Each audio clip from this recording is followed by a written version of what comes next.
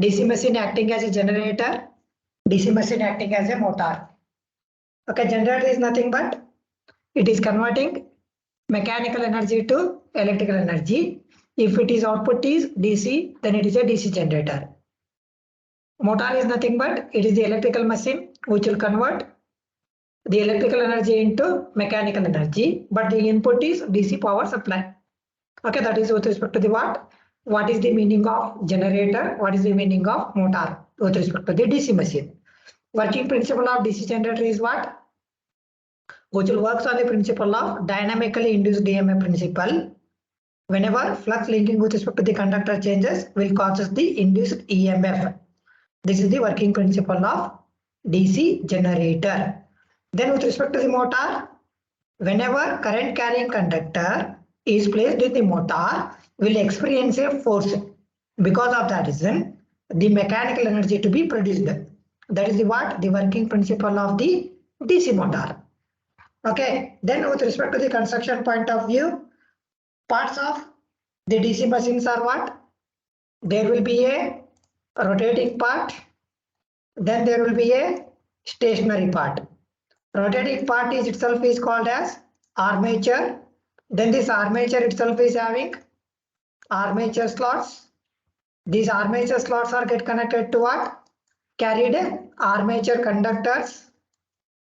Okay, these armature conductors are get connected to commutator.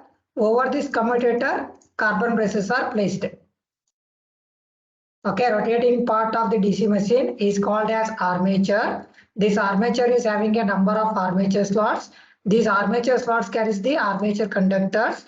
Those armature conductors are made up of by copper. These copper conductors are get connected to the commutator. The function of commutator is to convert AC to DC, which itself is act as mechanical rectifier. Over this commutator, the carbon braces are placed. The function of carbon braces is to collect the electricity or the electric current which is to be get produced during its generation. Okay, this is with respect to the what? Rotating part. Then with respect to the stationary part, outer covering of the DC machine is called as yoke. Then yoke will provide the mechanical support for the main pole. The function of main pole is to produce the magnetic flux. This main pole is having pole core. This pole core is made up of by silicon iron. Okay, then on this pole core, which will contain winding. That winding is itself is called as field coil or the field winding in order to produce the magnetic flux. This is what? The stationary part. Okay, once you can go through that diagram and explanation, you will clearly understand what which is to be present. Is this clear now? Generator, motor, working principle of generator, working principle of motor, then construction of the DC generator. Rotor, that is stationary part, and the rotating part. Keep this is in mind in examination point of view. All these things are important. Okay, that construction of DC generator will be asked for 10 marks. Sometimes they might be asking for 8 marks. Okay, 4 marks for diagram, 4 marks for function of all the parts. Most important.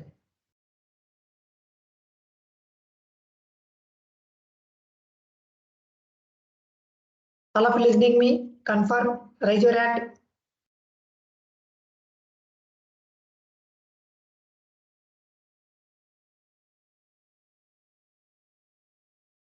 Only 15. What about others?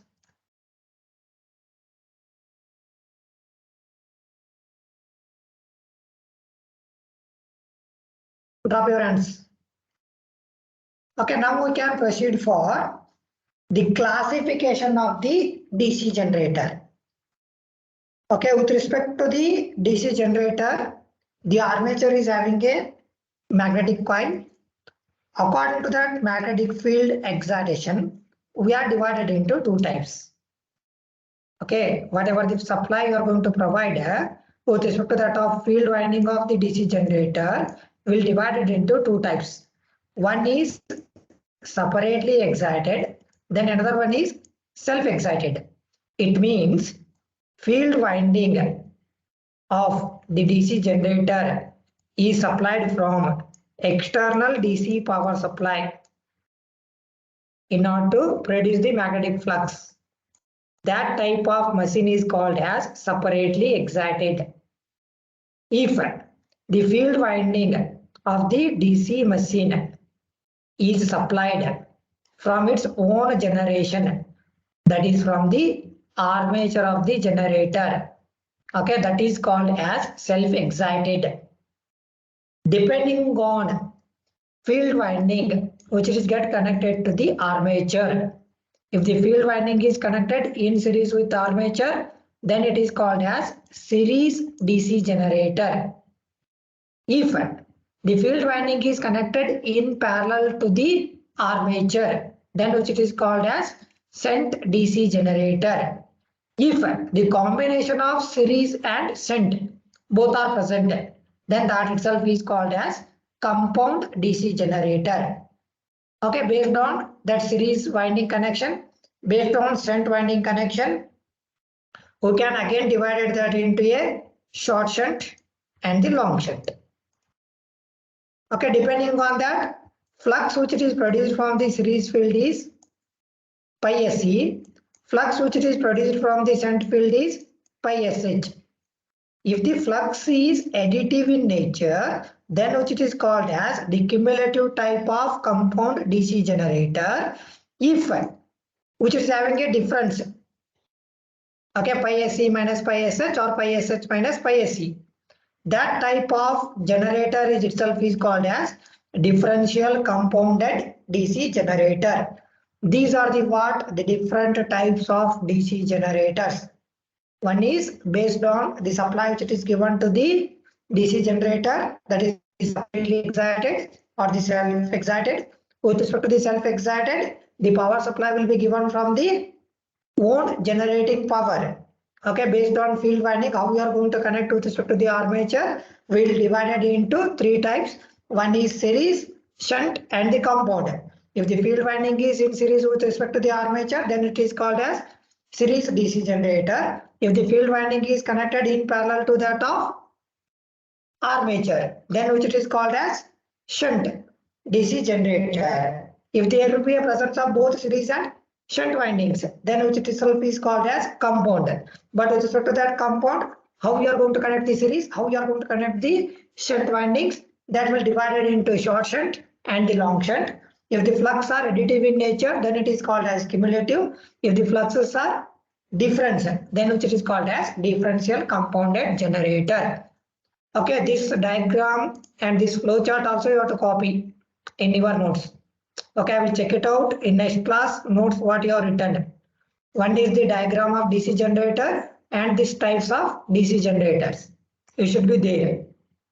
Okay, this is with respect to the what? The types of DC generator which are to be used for the DC generator itself. Then EMF equation, as we learned in case of the transformer, in case of the generator also EMF equation is there. Why this EMF will be present? Because the flux linking with respect to the conductor is changes, then obviously which will cause the induced EMF. Because of that reason, that induced EMF is itself is called as the EMF which it is to be get generated by the generator. Let us we need to assume the some parameters. P is number of poles. Okay, capital P is called as number of poles in case of DC generator. Capital N is called as speed of rotation of the armature, that is in terms of RPM. Pi is the useful flux per pole in terms of Webers. Z, total number of conductors, that is the total number of armature conductors. A is number of parallel paths. Okay, in your first class I have told A, that is the number of parallel paths. If anybody noted down, you can have a glance on your notes. A is the number of parallel paths in case of the DC generator. Then EG is the EMF induced in the generator. But I need to derive based on these parameters. Okay, then what happens in case of DC machines? there will be an armature conductor. That armature conductor will be cuts the magnetic flux. Then from that magnetic flux, EMF will be get induced. So that the total amount of flux cut by the single conductor in one revolution, it is d pi is equal to p into pi, because number of poles are there. Okay, one revolution means all those number of poles will be passed. Then what is that flux is pi. Then obviously that is what p into pi itself is what the change in flux with respect to that of one rotation. Then what is the speed or the time to complete one revolution? Dt equal to n is what? Speed of armature, that is in terms of RPM, revolution per minute. But I want in terms of second, RPS. Okay, so that what I need to do, that will be get divided by the 60. But I want time in second, 60 divided by n. Then I will get change in time, dt is equal to 60 divided by n in terms of second. Rather than per unit, we have made that into per second. Then what is the EMF induced in one conductor? E equal to d pi by dt. Okay, if it is n means n number of conductors are present, but we are deriving that is for only one conductor, so that d pi by dt. Then what is d pi? P into pi. What is dt? 60 by n. Okay, n into p into pi divided by 60 volt. This is the EMF induced in only one conductor. Okay, but in case of the DC generator, the number of parallel paths will be present based on the winding. Okay, there will be lap winding, there will be a wave winding. According to that lap winding and wave winding, the number of parallel paths will be varied. Okay, so that EMF induced per parallel path is equal to EMF induced in one conductor into number of conductors per parallel paths. Okay, in previous I have discussed here. What is Z? Z is number of armature conductor. What is A? Number of parallel paths. But I want EMF induced per parallel path. That is EMF induced in one conductor multiplied by number of conductor per parallel path. That is Z by A. Okay. What is the EMF induced in one conductor? N into P into pi. What is EG? EG equal to pi ZNP upon 60A. EMF induced in a conductor is equal to, that is pi P into N divided by 60. But I want for all the conductors Z by A. So that EG equal to pi ZNP upon 60A. What is A? That is the number of parallel paths. Okay, that number of parallel paths will be dependent on type of winding. Okay, there will be two types of winding. Okay, one is lap winding, then another one is wave winding. Okay, if the lap winding is there, A equal to P. P is what? Number of poles. Means the number of parallel paths is equal to number of poles itself in case of lap winding. If it is a wave winding, number of parallel paths is equal to 2. Okay, in problem solution, you will be able to understand that. Okay, how you have to take that value itself. Then what value you have to consider for the which type of winding. Okay, this is with respect to the what? The derivation for EMF induced in the conductor. Okay, practice this. This is also be important for the examination, which will be asked for minimum 4 marks, maximum 6 marks. Practice this. This is very easy. Okay, then the construction point of view, whatever we have discussed there, same thing also we get the classification point of view. Okay, you can see here, this is the separately excited DC machine. Okay, that is the DC generator. Is my idea is clear now? Confirm me, anyone? Yes, sir. Screen is also visible. Yes, sir. Okay, thank you. Okay, that is separately excited DC generator. What happens? I told you that this is the field winding. Okay, this is the armature. This armature is connected to the load. Okay, this is the equivalent circuit of the separately excited DC generator. The whatever the field winding is there is get connected to the external voltage in order to produce the magnetic flux. These type of generators are called as separately excited DC generator. Okay, then what is the current? Armature current, IA. IA is the armature current. Okay, this armature current IA is to that of load current. So that IA equal to IL. What is the terminal voltage? V. Okay, terminal voltage is V. Always EG minus IA into RA. Because there will be an internal resistance is present. Then which will carries the armature current. EG minus IA into RA itself is the terminal voltage. Okay, power developed. Okay, always you know V into I itself is power in case of DC circuit. Okay, but EMF power developed is, that is EMF induced in the generator multiplied by the armature current. That is the power developed. But the power delivered, okay, that is EG minus IA minus IA square into RA, because losses are there na. Okay, so that I will take as a common. EG minus IA into RA is what? Terminal voltage. V into IA. Okay, these are the what equation to be used to solve the problem for separately excited DC generator. Okay, but there is no problem with respect to this separately excited DC generator. But you have to remember this. This will be asked for the examination point of view. Is this clear? Separately excited DC generator. Okay, field winding is get connected to the external power supply, then which will produce the flux. Then that flux will causes the induced EMF in the armature. That induced EMF will be get connected to the load. This is the what? The separately excited DC generator. Next, with respect to the self-excited, I told there will be three types. Okay, one is series DC generator. It means that field winding of the DC generator is connected in series with respect to the armature. This is called as the DC series generator. Okay, what is the armature current? Armature current is equal to series field current. Then this is equal to load current, because all these are in series with respect to the power supply.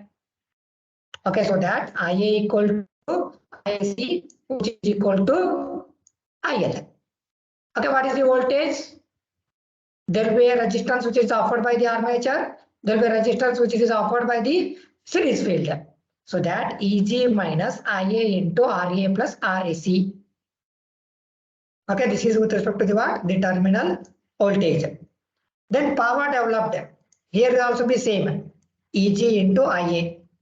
Power delivered V into IA. Okay, what is the terminal voltage which is appeared across the load multiplied by whatever the armature current which is to be flowing. Okay, this is with respect to the what? The series DC generator. If the field winding is connected in series with respect to the armature, then which itself is called as a series generator. In that case, armature current is equal to series field current. Series field current is equal to load current. V equal to EG minus IA into RA plus RAC. Then power developed is EG minus into IA. Power delivered is V into IA. Okay, this is what? The DC series generator. Okay, you have to practice the formula. Try to remember. Okay, then with respect to the shunt generator. Okay, if the field winding is connected in parallel to the armature, that itself is called as shunt generator itself. Okay, this is the what? The equivalent circuit. Okay, this is the what? That is shunt generator. What happens in case of shunt generator? Field winding is connected in parallel to the armature. Okay, this is the armature current, IA, then ISH, then with respect to that, load current. Because this current is supplied from what? This armature only. So that is a self-excited DC machine. Then what is IA equal to? IL minus ISH. Okay, because the incoming current is IA, this is the outgoing current. Sum of incoming current is equal to what? Sum of outgoing current, IA equal to IL plus ISH. What is shunt field current? ISH equal to V by RSH, because we know the value of the shunt field resistance, V divided by RSH. Okay, that is the what? Shunt field current. What is V? EG minus IA into RA. What is the power developed? EG into IA. What is the power delivered? V into IL. Here it is not armature current. Why? Because load current is different, armature current is different. In case of series generator, IA equal to ISC, ISC equal to IL. Okay, so that the power delivered to the load is product of the terminal voltage and the load current. In case of shunt generator itself, the power delivered to the load itself is the product of the internal voltage across the load multiplied by the load current. Okay, this is with respect to the what? Shunt generator. Then next is compound. I told you that with respect to the compound, there will be two types. Okay, one is short shunt, then another one is long shunt. Okay, there will be a presence of series field, there will be a presence of shunt field. If the series field is in series with the combination of the shunt field and the armature, then it is called as the short shunt compound DC generator. Series field winding of the DC generator is connected in series with respect to the combination of shunt field and the armature connected in parallel. That type of machine itself is called as short shunt.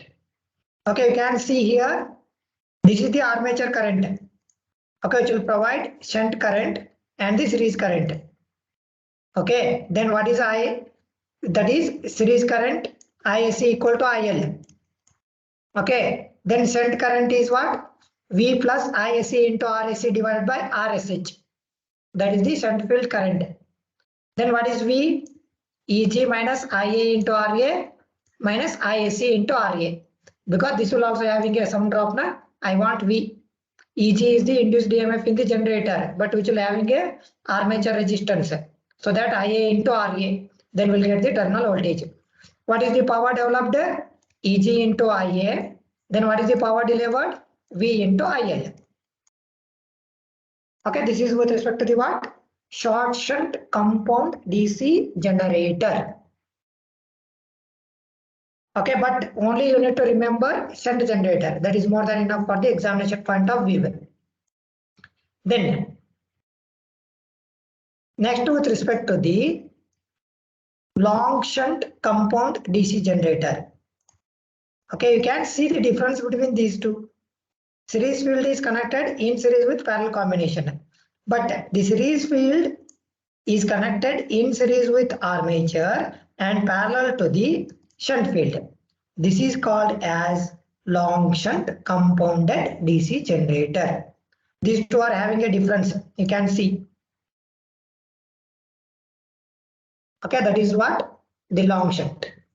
Okay, what happens in case of long shunt? We need to concentrate on the current evaluation. Okay, that is the series field current is ISC equal to IA, which is equal to ISH plus IL. Here, because series field and armature both are connected in series, both are equal. Okay, which is equal to what? ISH plus IL. Okay, what is shunt field current? V divided by RSH. Okay, this is the terminal voltage. V divided by this resistance. We'll get the shunt current. What is V? V equal to EG minus IA into RA plus RSE. Okay, this is what the terminal voltage across the load.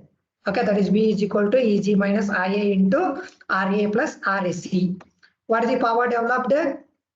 P is equal to Eg into Ia. Then power delivered is V into IL. Okay, this is with respect to the what?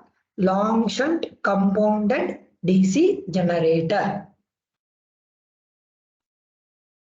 Okay, always you have to remember what is the amount of EMF which is to be induced in the generator. Sometimes they can provide the drops. Okay, so that EMF generated is equal to terminal voltage plus armature resistance drop plus armature reaction drop plus brush contact drop. Okay, in some of the cases they are mentioning the armature reaction drop and the brush contact drop. Then this sum also you can add. Okay, if they didn't mention, nothing to worry. Okay, this is just a note because one of the question paper they have asked. So that which is also be required. Okay, with respect to that problem also I will discuss it. Nothing to worry. Okay, you noted down this one. Then I told windings, armature winding. In case of the derivation of the EMF induced in the armature conductor. Okay, that is with respect to the lap winding, number of parallel paths is equal to number of poles. With respect to the wave winding, number of parallel paths is equal to 2 always. Okay, those are to be defined here. Once you can go through the same. Okay, lap winding will be used for low voltage and the high current. Okay, wave winding will be used for high voltage, low current application. Okay, then with respect to that, what is lap winding? Okay, you can see here the winding will be get constructed in such a way that one over the another, okay, which is to be happening. Okay, that type of winding is itself is called as lap winding. Okay, one over the another, which looks like layer over layer. That type of winding is called as lap winding. If winding is connected end to end, which seems to be looks like a wave. Okay, that type of winding is called as wave winding. But these are connected to what? Commutator segment. Okay, that is what? The lap winding and wave winding. Is this clear now? What is lap? What is wave? Okay, but these things are not required, but you remember the concept. For the problem point of view, they are mentioning lap winding and wave winding. So that you to understand this concept itself.